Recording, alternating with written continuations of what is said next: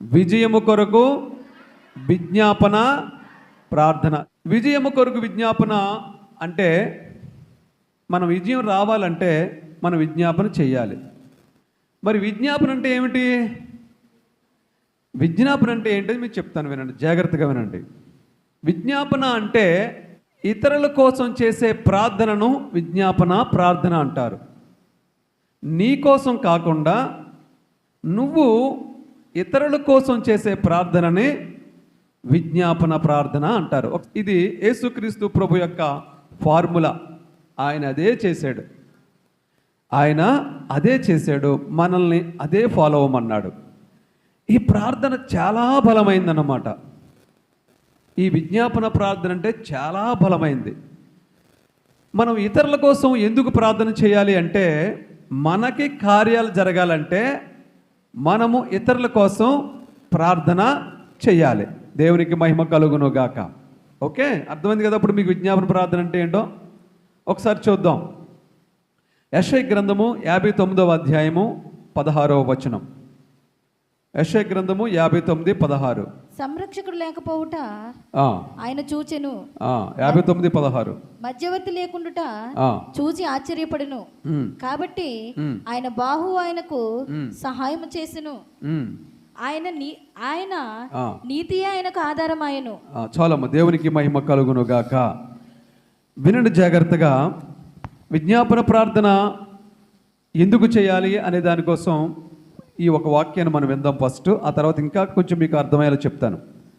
యెషయా గ్రంథము 59వ అధ్యాయం 16వ వచనంలో ఈ విధంగా రాయబడి ఉంది. సంరక్షకుడు లేకపోవుట ఆయన చూసెను, మధ్యవర్తి లేకుండుట చూచి ఆశ్చర్యపడెను. వినండి, ఎవరు లేకపోవడం చూసి ఆశ్చర్యపడ్డాడంట? మధ్యవర్తి లేకపోవడం చూసి ఆశ్చర్యపడి. మధ్యవర్తి అంటే ఏంటి? ఇప్పుడు ఒక ఇద్దరి మధ్య ఒక వివాదం ఉంది. ఇద్దరి మధ్య వివాదం తీర్చాలంటే మధ్యలో ఎవరైనా ఒక మధ్యవర్తి ఉండాలా వద్దా? లేకపోతే వాళ్ళిద్దరి మధ్య ఆ సమస్య క్లియర్ అవ్వదు. అలాగే దేవునికి విశ్వాసికి మధ్య ఒక అతను ఉండి ఎవరొకరుండి ప్రార్థన చేస్తే దాన్నే విజ్ఞాపన ప్రార్థన అంటారు. మధ్యవర్తి ఎవరైతే ఉంటారో, దేవునికి ఒక రోగి ఉన్నాడు అనుకుందాం. ఒక బలహీనమైనటువంటి స్త్రీయో బలహీనంగా ఉన్న రోగో ఉన్నాడు. ఆ వ్యక్తికి యేసు ప్రభువుకి మధ్య ఒక వ్యక్తి మధ్యవర్తిగా ఉండి ఆ వ్యక్తి పక్షాన దేవుడికి విజ్ఞాపన చేసినప్పుడు దాన్ని విజ్ఞాపన ప్రార్థన అంటారు. ఆ మధ్యవర్తి లేకపోవడం చూసి దేవుడు ఆశ్చర్యపడ్డాడంట. ఆమేన్, హల్లెలూయా. మన సంఘంలో ఎవరు లేరండి? ఏమి లేరండి మన సంఘంలో? మధ్యవర్తులు లేరు. ఆమేన్. నీ కోసం నువ్వే చేసుకుంటున్నావు తప్ప నా బిడ్డలు ఎంతమంది ఉన్నారు, కనీసం ఒక్కరైనా మధ్యవర్తి లేరా అని దేవుడు ఈ రోజున ఈ కూటాన్ని ఏర్పాటు చేశాడు. గట్టిగా చప్పట్లు కొట్టి దేవుని మహిమపడదాం. హల్లెలూయా. ఈ రోజు నుండి మనము మధ్యవర్తులుగా మారాలి. ఆమేన్. ఎందుకు మధ్యవర్తులుగా మారాలంటే మనం బాగుంటాం. నువ్వు మధ్యవర్తిగా ఉండి ఒక వ్యక్తి కొరకు దేవునికి విజ్ఞాపన చేసినప్పుడు నువ్వు బాగుంటావు, ఆ ప్రార్థన చేయించుకున్న వ్యక్తి బాగుంటారు, ఇద్దరూ బాగుంటారు. వారి కోసం నువ్వు ప్రార్థన చేస్తే నువ్వు కూడా బాగుంటావు. దేవునికి మహిమ కలుగును గాక. అయితే మధ్యవర్తిగా ఉండి ఎవరికి నువ్వు ప్రార్థన చేయాలి? ఇక్కడున్న మనమందరూ కూడా మధ్యవర్తులుగా మారి మన విజ్ఞాపన ప్రార్థన చేయాలి. మనం అందరూ మధ్యవర్తులు అయ్యి ఎవరి కోసం ప్రార్థన చేయాలి అనే దానికోసం మనం చూద్దాం. 1వ తిమోతి 2వ అధ్యాయము 1వ వచనం దగ్గర నుంచి విజ్ఞాపన ఎవరి కోసం మనం చేయాలి, చేస్తే మనకేంటి లాభం, అది ఇప్పుడు మనం తెలుసుకుందాం. చదవమ్మా. మనము సంపూర్ణ భక్తియు మాన్యతయు కలిగి నెమ్మదిగాను, చూడండి ఇది వినండి, నెమ్మదిగాను సుఖముగాను బ్రతుకు నిమిత్తము అన్నిటికంటే, ఇలా చూడండి, మనమంట సుఖముగాను నెమ్మదిగాను బ్రతకడం కోసం, బ్రతుకు నిమిత్తము, తర్వాత అన్నిటికంటే ముఖ్యముగా మనుషులందరి కొరకును రాజుల కొరకును. వినండి, ఎవరి కోసం విజ్ఞాపన చేయాలో, మనం మధ్యవర్తులుగా ఉండి ఎవరి కోసం మనం విజ్ఞాపన చేయాలో ఇప్పుడు దేవుడు చెప్తున్నాడు. వినండి ఒకసారి. మనము సుఖంగా బ్రతకడానికి, నెమ్మదిగా బ్రతకడం కోసం మనము మనుషులందరి కోసమును, రాజుల కొరకును, అధికారులందరి కొరకును విజ్ఞాపనములను ప్రార్థనలను యాచనలను కృతజ్ఞతాస్తుతులను చేయవలని హెచ్చరించుచున్నాను. చాలండి, దేవునికి మహిమ కలుగును గాక. చూడండి, మనము ఎవరెవరి కోసం మనం విజ్ఞాపన చేయాలంటే మనుషులందరి కోసం మనం విజ్ఞాపన చేయాలంట. యేసు ప్రభు నమ్ముకున్న వాళ్ళ కోసమే కాదు, మనుషులందరి కోసం చేయాలి, రాజుల కోసం చేయాలి, అధికారుల కోసం చేయాలి. అధికారులు అంటే ఎవరు? ఎవరెవరు మనకి ఉదయం నుండి సాయంత్రం వరకు మనకు ఉపయోగపడే గవర్నమెంట్ ఆఫీసర్స్, గవర్నమెంట్ అధికారులు, వారందరూ మన కోసమే ఉన్నారు, ప్రజల కోసమే ఉన్నారు, పరిపాలించే నాయకులు ఉన్నారు. వారందరి కోసం మనం ఏం చేయాలంటే ప్రార్థనలు, విజ్ఞాపనలు, యాచనలు మనము చేయాలంట. ఎలా అంటే మధ్యవర్తిగా ఉండి. ఎవరెవరికి మధ్యవర్తిగా ఉండి? యేసు ప్రభువుకిని ఆ వ్యక్తులకి మధ్య మనం ఉండి, వారధిగా ఉండి మనం ప్రార్థన చేయాలంట. చేస్తే ఏంటి మనకు లాభం? మనం సుఖంగా బ్రతకడం కోసం, మనం నెమ్మదిగా బ్రతకడం కోసం, మనుషులందరి కోసం, రాజులందరి కోసం, అధికారులందరి కోసం, మరి ఇంకా అనేకుల కోసం మనం మధ్యవర్తిగా ఉండి ప్రార్థనలు, విజ్ఞాపనలు, యాచనలు మనము చెయ్యాలంట. కృతజ్ఞతలు చెల్లిస్తూ మనం చెయ్యాలంట. దేవునికి మహిమ కలుగును గాక. నేను ఎందుకు చేయాలండి మనం ప్రార్థన? నేను ఎందుకు చేయాలి? ఒకరి కోసం నేను ఎందుకు చేయాలి? ఇంకొకరి కోసం నేను ఎందుకు చేయాలి అంటే, ఒకసారి యాకోబు రాసిన పత్రికలో తీయమ్మ 5వ అధ్యాయము 16వ వచనం. యాకోబు రాసిన పత్రిక 5వ అధ్యాయము 16వ వచనం. మీ పాపములను ఒకరితో ఒకరు ఒప్పుకొనుడి, మీరు స్వస్థత పొందినట్లు. ఇలా చూడండి, మీరు స్వస్థత పొందినట్లు ఒకరి కొరకు ఒకడు ప్రార్థన చేయుడి. ఎస్, నేను ఒకరి కోసం నేను ఎందుకు చేయాలి ప్రార్థన అని నువ్వు అనుకుంటే, ఎందుకు చేయాలంటే నువ్వు స్వస్థత పొందడం కోసం, ఇంకొకరికి స్వస్థత రావాలని ప్రార్థన చేయాలంట. నువ్వు ఆరోగ్యవంతుడిగా ఉండడం కోసం, ఎవరైతే అనారోగ్యంతో బాధపడుతున్నారో వారి కోసం నువ్వు ప్రార్థన చేయాలంట. ఇది నేను చెప్తున్న మాట కాదు, బైబిల్లో స్పష్టంగా దేవుడు వ్రాయించిన మాట. దేవునికి మహిమ కలుగునుగాక. మొదటి మాట ఏంటి? మనం సుఖంగా బ్రతకడం కోసం, నెమ్మదిగా బ్రతకడం కోసం, అందరి కోసం మనం ప్రార్థన చేయాలంట. రెండవదిగా ఒకరి కోసం ఒకరు మనము ప్రార్థన చేసుకోవాలి. ఇక్కడ ఎవరు? సంఘంలో.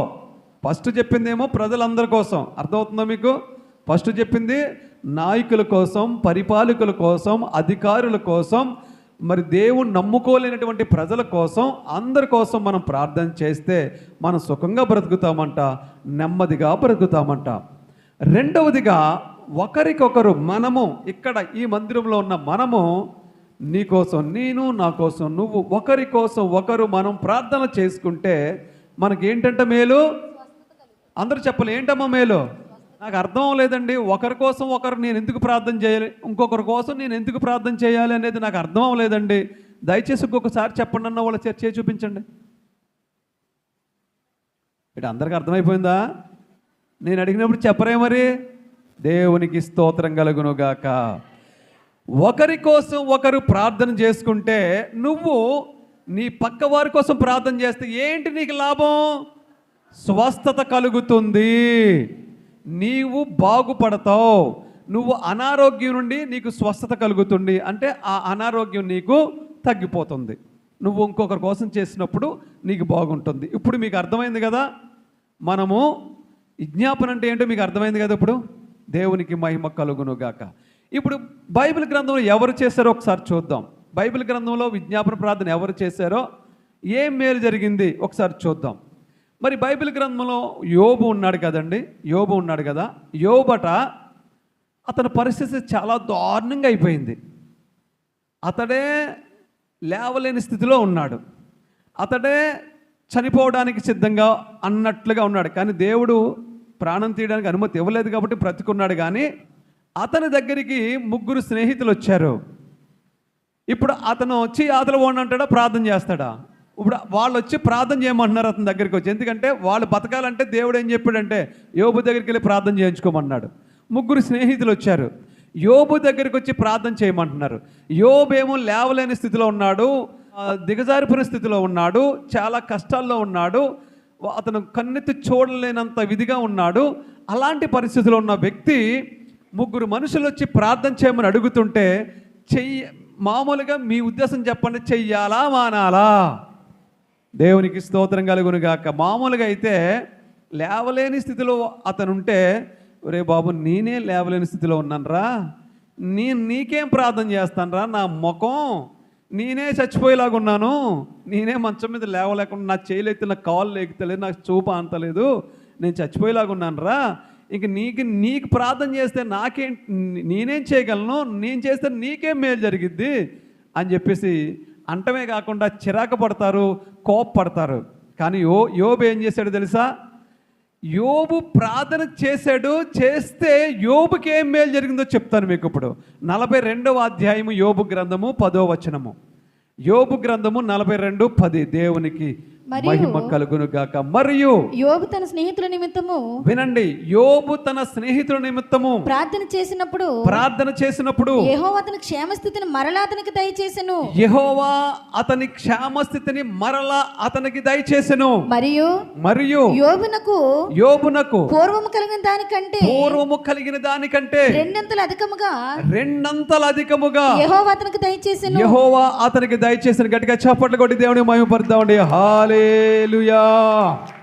ఇప్పుడట యోబు అలాంటి స్థితిలో ఉన్నా కానీ, లేవలేని స్థితిలో ఉన్నా కానీ, అనారోగ్యంతో బాధపడుతున్నప్పటికీ, దీనమైన స్థితిలో ఉన్నప్పటికీ, ఆస్తులు పోగొట్టుకుని, అయిన వాళ్ళందరినీ పోగొట్టుకుని, భార్య కూడా చేదరించి ఆతలపో నువ్వు చచ్చిపో అని చెప్పి భార్య కూడా తిట్టేసి వెళ్ళిపో, బిడ్డలు చనిపోయారు, ఉన్న ఇల్లు పోయింది, ఉన్న ఆస్తి పోయింది, మొత్తం అంతా పోయింది, ఇక చనిపోవడానికి సిద్ధంగా అన్నంతగా ఉన్నాడు. అలాంటి టైంలో 3 స్నేహితులు వచ్చి మా కోసం ప్రార్థన చేయండి అని అడిగారు. అయినా సరే యోబు ఇంత ఘోరమైన స్థితిలో ఉన్నా సరే వాళ్ళు 3 కోసం విజ్ఞాపన చేసి ప్రార్థన చేశాడు. ఆ ప్రార్థన చేయగానే యోబుకి ఏం లాభం జరిగిందో చెప్పనా? అతని క్షేమస్థితి అతనికి వచ్చేసిందంట. గట్టిగా చప్పట్లు కొట్టి దేవుని మహిమపరుద్దాం. హల్లెలూయా. అతనికి ఆరోగ్యం వచ్చేసిందంట, నూతన బలం వచ్చేసిందంట. తన యొక్క పోయినదంతా కూడా, ఎంత ఆస్తి పోయిందో, బిడ్డలు చనిపోయిన వాళ్ళు మళ్ళా బిడ్డలు పుట్టేశారు అతనికి, మళ్ళా ఆస్తులు 2 ఆస్తులు వచ్చేసినాయి, భార్య వచ్చేసింది, అన్ని విధాలుగా డబుల్ ప్రమోషన్ వచ్చేసిందంట. హల్లెలూయా. ఇంత క్రితం 1 పోతే ఇప్పుడు 2 వచ్చేసినాయంట ఆయనకి. చూసారా? ఎవరో 3 స్నేహితులకి ఈయన ప్రార్థన చేస్తే వారు బాగుపడటమే కాకుండా ఈయన కూడా బాగుపడ్డాడంట. అదే విజ్ఞాపన ప్రార్థన అంటే. అర్థమైందా మీకు? ఇప్పుడు అర్థమైంది కదా? మీ క్షేమస్థితి మళ్ళా మీకు రావాలంటే, కోల్పోయినది మళ్ళా పొందుకోవాలంటే, పోగొట్టుకున్నది మళ్ళా తిరిగి పొందుకోవాలంటే నువ్వు విజ్ఞాపన ప్రార్థన చెయ్యాలి. హల్లెలూయా. విజ్ఞాపన ప్రార్థన చాలా బలమైన ప్రార్థన. యేసు ప్రభు కూడా విజ్ఞాపన ప్రార్థన చేశాడు. రోమాపత్రిక 8వ అధ్యాయం 26-27. అటువలే ఆత్మయు మన బలహీనతను చూచి, ఇలా చూడండి, మన బలహీనతను చూసి సహాయం చేయుచున్నాడు. ఎవరు సహాయం చేస్తున్నారంటే మన బలహీనత చూసంట యేసు ప్రభు సహాయం చేస్తున్నాడంట. ఎలా సహాయం చేస్తున్నాడంటే చదవమ్మా. ఏలయనగా మనము యుక్తముగా ఎలాగో ప్రార్థన చేయవలెనో మనకు తెలియదు గాని. ఒక్క నిమిషం ఆగమ్మా. ఎలాగ ప్రార్థన చేయాలో మనకు తెలియదు. ఎలా ప్రార్థన చేస్తే మనం బాగుపడతామో మనకు తెలియదు. కాబట్టి యేసుప్రభు ఏం చేస్తున్నాడో చూడండి, చేయమ్మా. ఉచ్చరింప శక్యము కాని మూలుగులతో ఆత్మ తానే మన పక్షముగా, ఆ ఆత్మ అంటే యేసుప్రభు మన పక్షముగా విజ్ఞాపన చేయుచున్నాడు. చూడండి, యేసుప్రభు ఎవరి కోసం విజ్ఞాపన చేస్తున్నాడంట చెప్పాలి. మన కోసం, మన పక్షాన యేసు ప్రభు మన బలహీనతల నిమిత్తము విజ్ఞాపన చేస్తూ ఉన్నాడంట. ఆమె చెప్దాం అందరు కూడా హల్లెలూయా, హల్లెలూయా. అర్థమైంది కదా మీకు? ఇప్పుడు మన కోసం యేసు ప్రభు విజ్ఞాపన చేస్తూ ఉన్నాడు. మరి మనం ఎవరి కోసం విజ్ఞాపన చేయాలి? ఇతరుల కోసం, మనుషుల కోసం, అధికారుల కోసం, ఒకరి కోసం ఒకరు, అలాగే సేవకుని కోసం, సేవకుని కుటుంబం కోసం మనమందరం కూడా ఏం చేయాలండి? విజ్ఞాపన చేయాలి. దేవునికి మహిమ కలుగును గాక. విజ్ఞాపన ప్రార్థన ఎంత గొప్పదో ఒక మాట చెప్తాను. ఒక చిన్న కథ మీకు చెప్తాను, స్టోరీ. ఒక పట్టణంలో ఒక బలమైన మీటింగ్ జరుగుతుందంట, ఓపెన్ మీటింగ్. యేసుప్రభు మీటింగు బయట గ్రౌండ్లో కొన్ని వేల మంది, లక్షల మంది వచ్చారంట మీటింగ్కి. ఒక దైవజనుడిని ఏర్పాటు చేస్తే ఆ మీటింగ్లో అంతా అయిపోయిన తర్వాత లాస్ట్లో అతను పిలిచి ఆల్టర్ కాల్ ఇచ్చాడు. ఏమనంటే, ఈరోజు వాక్యం విన్న మీకు మీ హృదయాలు తెరవబడితే, మీ మనసులు కరిగితే, దేవుడు మీకు ఇష్టపడితే, మీరు ఎవరైనా వచ్చి దేవుని నమ్ముకుంటానంటే రండి, బాప్తిస్మాలు తీసుకోండి అన్నాడంట. అనగానే టపమంట 500 మంది లేసారంట అండి.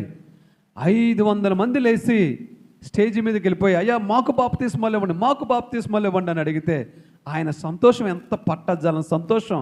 ఎందుకంటే నేను ఈ మీటింగ్ ఏర్పాటు చేస్తే 500 ఆత్మలు రక్షించాను నేను అని ఎంతో ఆనందంగా వాళ్ళందరికీ బాప్తిస్మాలు ఇచ్చేసేటండి. 500 మందికి ఇచ్చేసి ఇంటికి వెళ్ళిపోయాడు. ఇంటికి వెళ్ళిపోతే సంతోషం ఎలా ఉందంటే, సేవకులకు సంతోషం వచ్చినా మోకరించి ప్రార్థన చేస్తాం, మా సంతోషం అంతే. దేవునికి మహిమ కలుగును గాక. ఇంటికి వెళ్ళిపోయి ఇక్కడ ఎంతసేపు ప్రార్థన చేసి మళ్ళీ ఇంటికి వెళ్ళి మళ్ళీ ప్రార్థన, దేవునికి స్తోత్రం కలుగును గాక. ఇంటికి వెళ్ళిపోయి సేవకుడు ఏం చేశాడంటే మోకరించి ప్రభువుకు ప్రార్థన చేస్తున్నాడు. ప్రభువా నువ్వెంత గొప్పవాడు నాయనా, ఈరోజు మీటింగ్ పెట్టించావు, 500 మందిని రక్షించావు అని దేవునికి ప్రార్థన చేస్తుంటే దేవుడు దర్శనం ఇచ్చాడంట ఆ సేవకుడికి. ఏమని దర్శనం ఇచ్చాడంటే, ఈ దర్శనంలో, ఈ ప్రార్థన చేస్తున్నప్పుడు దర్శనంలో ఈయన పరలోకం వెళ్ళాడట. పరలోకం వెళ్తే యేసుప్రభు ఏం చేశాడంటే, నా కుమారుడా నువ్వు మంచి పని చేశావు అని చెప్పి అతనికి ఒక కిరీటం, బంగారు కిరీటం అతని శిరస్సు మీద పెట్టాడంట. ఆ శిరస్సులో, ఆ కిరీటంలో 100 రత్నాలు ఉన్నాయంట. ఎన్ని ఉన్నాయమ్మా? 100 రత్నాలు ఉంటే ఈ పాస్టర్ గారు అడిగాడంట, అదేంటి ప్రభువా, నేను 500 మందిని కదా రక్షించాను, 100 రత్నాలు ఇచ్చేవేంటి, ఇంకా 400 రత్నాలు ఏమైనాయి అని అడిగాడంట. అప్పుడు ప్రభు అన్నాడంట, నా కుమారుడా నీకు 100 ఇచ్చాను, మిగతా 400 ఈరోజు మీటింగ్కి వచ్చిన వాళ్ళలో చివర ఒక ముసలావిడ కూర్చుని విజ్ఞాపన చేస్తుందే, ఆ విజ్ఞాపన చేసిన ఆవిడికి 400 రత్నాలు ఇచ్చాను అన్నాడంట. గట్టిగా చప్పట్లు కొట్టి దేవుని మహిమపడదాం. హల్లెలూయా. అదేంటి ప్రభువా, నేను కదా 500 మందిని రక్షించింది, ఆవిడికి ఎలా ఇచ్చావు అని అడిగాడంట. లేదు నా కుమారుడా, నీ వలన 100 మంది మాత్రమే వచ్చారు అక్కడికి, మిగతా 400 మంది ఆ వృద్ధురాలు నువ్వు మీటింగ్స్ డేట్స్ అనౌన్స్మెంట్ చేసిన దగ్గర నుండి ఉపవాసం ఉండి విజ్ఞాపన చేస్తూ ఉంది. నువ్వు ప్రసంగం చేస్తుంటే ఆవిడ ఇక్కడ విజ్ఞాపన చేస్తూ ఉంది. ఆవిడ విజ్ఞాపన వలన 400 మంది లేచారు, నీ ప్రసంగం వల్ల 100 మంది లేచారు, అందుకే నీకు 100 రత్నాలు, ఆవిడకి 400 రత్నాలు ఇచ్చానంటే. దేవునికి మహిమ కలుగును గాక. ఇప్పుడు మీకు అర్థమైందా విజ్ఞాపన ఎంత గొప్పదో? ప్రసంగం కంటే కూడా విజ్ఞాపన చాలా పవర్ఫుల్ అయిందంటండి. అందుకే మనం విజ్ఞాపన చేయాలి, అప్పుడు మనకి విజయం వస్తుంది. మనం విజ్ఞాపన చేస్తే మనకి ఏమొస్తుందండి? విజయం వస్తుంది. ఇంకొక మాట చెప్పి నేను ముగిస్తాను. ఒక 3 ఫ్రెండ్స్ ఉన్నారంటండి. విజయం ఎలాగొస్తుందో చెప్తున్నాను మీకు. ఒక ఒక ముగ్గురు ఫ్రెండ్స్ ఉన్నారండి. ముగ్గురు ఫ్రెండ్స్ ఒక ఎడారిలో నడుచుకుంటూ వెళ్ళిపోతున్నారు. ఒక ఎడారిలో నడుచుకుంటూ వెళ్ళిపోతుంటే సాయంత్రం అయిపోతుంది, చీకటి పడిపోయేలాగా ఉంది ఇంకా, కానీ చాలా దూరం వెళ్ళాలి. ఎడారిలో నడుచుకుంటూ వెళ్తున్నప్పుడు గబగబా అయ్యో పొద్దుపోతుందని గబగబా వెళ్తూ ఉన్నప్పుడు ఒక స్వరం వినపడుతుంది వాళ్ళకి. ఏమనంటే, ఇటు ప్రక్కన ఒక సెలయేరు ఉంది, ఆ సెలయేరులో కొన్ని రాళ్ళు ఉన్నాయి, ఆ రాళ్ళు ఏరి పట్టరండి అని ఒక స్వరం వినబడుతుంది. వినబడుతుంటే ఇదేంట్రా రాళ్ళు ఏరి పట్టరమ్మన్న స్వరం వినబడుతుంది మనకి అని అనుకుని అందులో ఒక అతను అన్నాడు, ఇది దేవుని స్వరమే, ఇది వెళదాం నడండి, ఎక్కడో సెలయేరు ఉందంట, ఆ సెలయేరు దగ్గరికి వెళ్ళి మనం రాళ్ళు ఏరుకొద్దాం అంటున్నాడు. మిగతా ఇద్దరు అన్నారు, పిచ్చోడా, ఆ సెలయేరు ఎక్కడుందో మనకు తెలీదు, ఇంకొంచెంసేపు ఉంటే చీకటి పడిపోద్ది, మన పరిస్థితి ఎలాగుంటుందంటే ఈ నైట్ అంతా ఇక్కడే మనము ఏ పుల్లో సింహాలు తినేస్తే మనల్ని, నువ్వు అక్కడికి వెళ్తానంట వేటరా బాబు, వద్దురా, మనం వెళ్ళిపోదాం, పొద్దుండగానే మనం ఊరు చేరుకుందాం అంటున్నాడంట. అతను అంటున్నాడంట, లేదు లేదు, నేను ఆ స్వరం విన్నాం కదా, నేను అక్కడికి వెళ్ళాలి అని చెప్పి అతని విశ్వాసంతో మార్గం మళ్ళీ అటు వెళ్ళిపోతూ ఉంటుంటాయి. వీళ్ళిద్దరు కూడా, ఒరే ఎందుకురా మార్గం నువ్వు డైవర్ట్ అయిపోతున్నావు, నీ మార్గం మారిపోయింది ఎందుకురా, ఎలాగరా మనం వెళ్ళవలసింది, అలా కాదురా, పొద్దుపోతుంది, చీకటి పడిపోతుంది, వద్దురా అంటే, లేదు లేదు నాకు స్వరం వినబడుతుంది, నేను వెళ్తానని అతను ముందు వెళ్ళిపోతుంటే తప్పక వీళ్ళిద్దరు కూడా ఫ్రెండ్ కాదని వెనకాల వెళ్ళారంట. సరే ఆ రాత్రంతా నడుచుకుంటూ వెళ్ళారు, ఆ సెలయేరు దగ్గరికి వెళ్ళారు. సెలయేరు దగ్గరికి వెళ్ళి రాళ్ళు ఉన్నాయి, ఆ చీకట్లోనే దేవుడు చెప్పిన మాట ప్రకారంగా ఆ ముందు వెళ్ళిన వ్యక్తి ఒక సంచి తీసుకున్నాడు, ఆ సంచి నిండా రాళ్ళు ఏరుకున్నాడు, అందులో పోసుకుంటే వీళ్ళిద్దరూ ఏం చేశారంటే, ఒరే నీ కోసం తప్పక మేము వచ్చాము ఇక్కడికి, పిచ్చోడా, ఆ రాళ్ళు ఎందుకు ఏరుకుంటున్నావు నువ్వు అని చెప్పి వీడిని తిట్టి, అక్కడ ఆ రెండో వాడు ఏం చేశాడంటే ఒక 2 రాళ్ళు తీసుకుని స్టైల్గా జేబులో రెండు రాళ్ళు వేసుకున్నాడు. మూడో వాడు ఏం చేశాడంటే, ఎలాగేడండి మీ పిచ్చోళ్ళరా మీరు, ఆ రాళ్ళు మీరేం చేసుకుంటారా అని చెప్పి మూడో వాడు వీళ్ళిద్దరిని తిట్టి, వాడు ఒక్కరాయి కూడా తీసుకోకుండా ముగ్గురు కలిసి ఎనుదిరిగి వచ్చేసారంట. ఎనుదిరిగి వచ్చేటప్పటికి తెల్లారిందంటండి. ఎనుదిరిగి వచ్చేటప్పటికి తెల్లారిపోయిందంట. ఒక చెట్టు దగ్గరికి వచ్చి కొంచెం అలసట తీర్చుకుందామని చెప్పి అక్కడ కూర్చున్నారు ముగ్గురు కలిసి. కూర్చునేటప్పటికి కొంతసేపటికి పొద్దు పొడిచింది, సూర్యుడు ఉదయించాడు, ఎండ వస్తూ ఉంది. వీళ్ళు అలసట కారణంగా అక్కడే కూర్చున్నారు. కొంతసేపటికి ఈ సంచిలో ఉన్న రాళ్ళు ఏంటి చూద్దాం, రాత్రి ఈ రాళ్ళు ఏరుకు రమ్మన్నారు కదా, ఏంటి చూద్దామని సంచిలో ఉన్న రాళ్ళు కిందకు పోసి చూస్తుంటే, ఆ రాళ్ళు చూసుకుంటుంటే ఆ సూర్యకాంతికి ఈ రాళ్ళు మిలమిలా మెరుస్తూ ఉన్నాయంట. ఏంటి రాళ్ళు మెరుస్తున్నాయి అనుకుంటున్నాడంటే విత్తనం. ఈ లోపుగా అదే దారి గుండా ఒక వర్తకుడు, ఒక వ్యాపారి అటు వెళుతూ ఈ రాళ్లను చూసి గబగబా ఇతని దగ్గరికి వచ్చాడంట. ఏ బాబు ఒకసారి ఆ రాయి చూడండి అన్నాడంట. ఆ రాయి చూశాడంట. చూసి ఈ రాళ్ళు నీకు ఎక్కడి అని అడిగాడట. ఒక సెలయేరు దగ్గరికి వెళ్ళి మేము తెచ్చామని అన్నాడంట. ఓ మై గాడ్, ఈ రాళ్ళు చాలా గొప్పవి అని అడుగుతుంటే ఈ పక్కన ఉన్న రెండోవాడు అంటున్నాడు కదా, రెండోవాడు అంటున్నాడంట, మూడోవాడు అంటున్నాడంట, మా వాళ్ళే పిచ్చోళ్ళు అనుకున్నాం, నువ్వు వాళ్ళకంటే పెద్ద పిచ్చోడువా, రాత్రంతా మమ్మల్ని నడిపించి ఆ రాళ్ళు ఏరుకొచ్చారు వాడు, నువ్వు వచ్చేమో ఆ రాళ్ళు చూసి పెద్ద గొప్ప అంటున్నావు, చాలా ఎల్లవయ్యా అన్నాడంట. లేదు లేదు, ఒక్కొక్క రాయికి నేను ఒక్కొక్క లక్షిస్తాను, నాకు ఇస్తారా అని అడిగాడట. దేవునికి స్తోత్రం కలుగును గాక. ఆ మాట వినగానే ఈ సంచిలో ఉన్న రాళ్ళన్నీ పోసేసి అతనికి అమ్మేశాడు. ఇతను ఒక్కొక్క రాయి ఒక్కొక్క లక్ష తీసేసుకున్నాడు. రెండోవాడు ఉన్నాడు కదా, రెండోవాడు ఒక్కసారిగా గుండె గుబేలైపోయి ఆ చెట్టుకి జారబడిపోయి కూర్చుని ఏడుస్తూ ఉన్నాడంట. ఈ వ్యాపారి అడిగాడంట, ఏం బాబు ఎందుకు ఏడుస్తున్నావు నువ్వు అని అడిగాడంట. అయ్యో వాడు చెప్పినా నేను వెళ్ళలేదు, స్టైల్గా 2 రాళ్ళే వేసుకున్నాను నేను, వాడికి లాగా అవి మంచి అని తెలిస్తే నేను వాడికంటే 2 సంచులు వేసేసుకుందాను నేను, అయ్యో నేను వెళ్ళలేకపోయాను, ఇప్పుడు ఎంత లాస్ అయిపోయిందో చూడు అని ఆ 2 రాళ్ళే అతనికి ఇస్తే అతనికి 2 లక్షలే వచ్చినాయి. ఇంకా మూడో వాడి పరిస్థితి నేను చెప్పక్కర్లేదు కదా మీకు. ఇంకా ఎలాగుంటుందో వాడి పరిస్థితి, వాడి దగ్గర ఒక్క రాయి కూడా లేదు, వాడు రోడ్డు మీద పడి దొల్లేస్తున్నాడు అక్కడ, మామూలుగా దొల్లట్లేదు.